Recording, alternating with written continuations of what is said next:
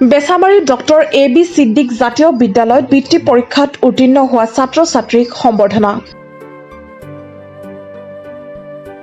নগাঁও জিলাৰ বটদ্ৰৱা প্ৰাথমিক শিক্ষাখণ্ডৰ অন্তৰ্গত বেছামাৰী A.B. ছিদ্দিক জাতীয় বিদ্যালয়ৰ পৰা এইবাৰ বৃত্তি পৰীক্ষাত উত্তীৰ্ণ হোৱা 8গৰাকী ছাত্ৰ-ছাত্ৰীৰ লগতে অভিভাৱকসকলক সম্বৰ্ধনা জনোৱাৰ বাবে এটি সভা অনুষ্ঠিত হৈ যায়।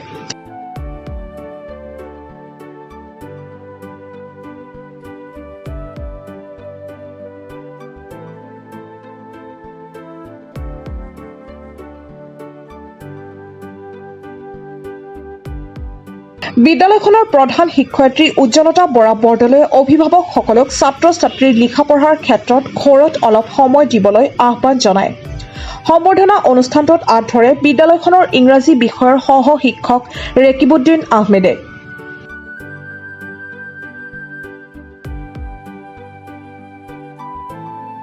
ইফালে অসম জাতীয় বিদ্যালয়ৰ শিক্ষা সংসদৰ বিদ্যালয়সমূহৰ শিক্ষাৰ্থীসকলৰ মাজত সদৌ অসম ভিত্তিত অনুষ্ঠিত হোৱা বৃত্তি পৰীক্ষাত উত্তীৰ্ণ হোৱা বেছামাৰী ডক্টৰ A.B. ছিদ্দিক জাতীয় বিদ্যালয়ৰ 8গৰাকী ছাত্ৰ-ছাত্ৰী ক্ৰমে তৃতীয় শ্ৰেণীৰ আমিৰা ইছলাম আনিয়া আল হক, চতুৰ্থ শ্ৰেণীৰ ৱাজবিৰ আহমেদ, পঞ্চম শ্ৰেণীৰ ইয়াছিন আলী হক আয়ান, মহম্মদ চৌহান, ষষ্ঠ শ্ৰেণীৰ সুমায়া ছামিম, সপ্তম শ্ৰেণীৰ তানবীৰ মেহতাব আৰু মাহমুদ আল হাছান।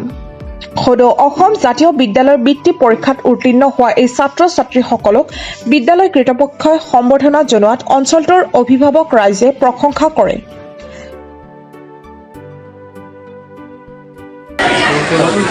নতুন পৰিৱেশ পাইছে আৰু নতুন এক্সামত নতুনকৈ পৰিছে, গতিকে মই ভালেই পাইছোঁ। আৰু স্কুলখনৰ ছাৰ বাইদেউসকলে আৰু প্ৰিন্সিপাল বাইদেৱে বহুত যত্ন কৰি আছে, মই শুনিছোঁ। আৰু ইমানখিনি তেখেতসকলৰ চেষ্টা, সেই চেষ্টাৰ লগতে পাইছে। আমি আচলতে বিশেষকৈ ক'বলৈ গ'লে মই ল'ৰাটোক ইমান সময় দিব পৰা নাছিলোঁ, মই ব্যস্ত হৈ আছিলোঁ। স্কুলৰ কামত ব্যস্ত হৈ থাকোঁ আৰু মোৰ শাৰীৰিকভাৱেও অলপ দুৰ্বল, গতিকে ইমানখিনি ক্ৰেডিট পালোঁ। গোটেইখিনি মই স্কুলৰ কৰ্তৃপক্ষক, প্ৰিন্সিপাল বাইদেউক আৰু শিক্ষাগুৰুসকলক দিব বিচাৰোঁ।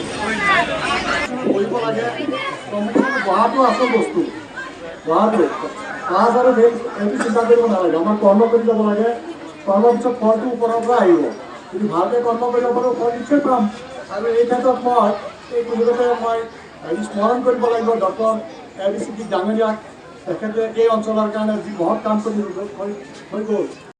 আৰু সকলোলৈকে নমস্কাৰ। মোৰ এতিয়া পোনপ্ৰথমে মোৰ অনুভৱ ক'বলৈ হ'লে মই ক'ব লাগিব এই শুভ চিন্তক আমাৰ অসম জাতীয় বিদ্যালয়ৰ বিজ্ঞান সমাজৰ নাম ল'ব লাগিব যে তেওঁলোকে সদৌ অসমত বিয়পি থকা জাতীয় বিদ্যালয়ৰ সত্তাটোক সামৰি লৈ সদৌ অসম ভিত্তিত যিটো বৃত্তি পৰীক্ষা তেওঁলোকে অনুষ্ঠিত কৰিলে যোৱা জানুৱাৰী মাহৰ 5 তাৰিখে, এই কথাটোৰ কাৰণে তেওঁলোকৰ শলাগ ল'বই লাগিব।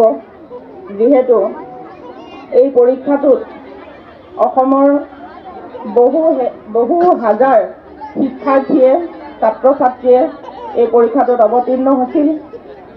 আৰু তাৰে ভিতৰত আমাৰ বেছামাৰী ডক্টৰ A.B. ছিদ্দিক জাতীয় বিদ্যালয়ৰ 8জন ছাত্ৰ-ছাত্ৰীয়ে উত্তীৰ্ণ হৈছিল। এইটো বৰ আনন্দৰ কথা, যিহেতু এইটো অসম ভিত্তিত হোৱা এটা পৰীক্ষা। লগতে ইয়াতে নিগেটিভ মাৰ্কিং আছিল। এই নিগেটিভ মাৰ্কিং থকা কথাটো এটা কঠিন কথা, এটা জটিল কথা, যিহেতু বিভিন্ন প্ৰতিযোগিতামূলক পৰীক্ষাবিলাকত নিগেটিভ মাৰ্কিং থাকে।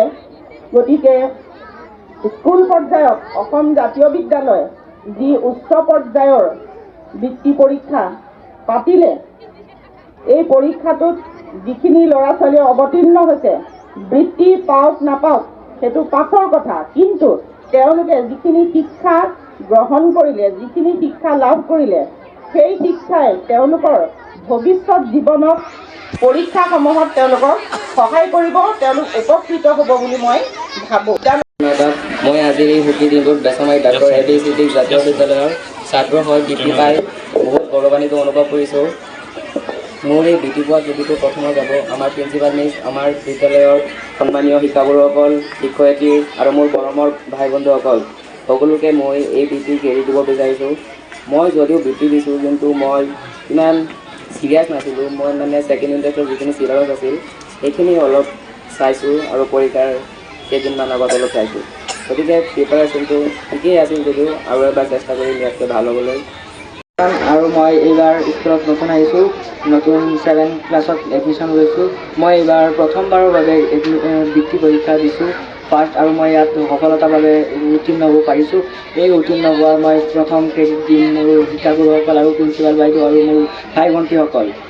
আৰু মই পৰীক্ষাটোৰ বাবে ইমান প্ৰিপেয়াৰেশ্যন কৰা নাছিলোঁ। মোৰ কোৰ্চটো মই ফিনিছ কৰিছিলোঁ, তেন্তে মই লাভ কৰিব পাৰিছোঁ।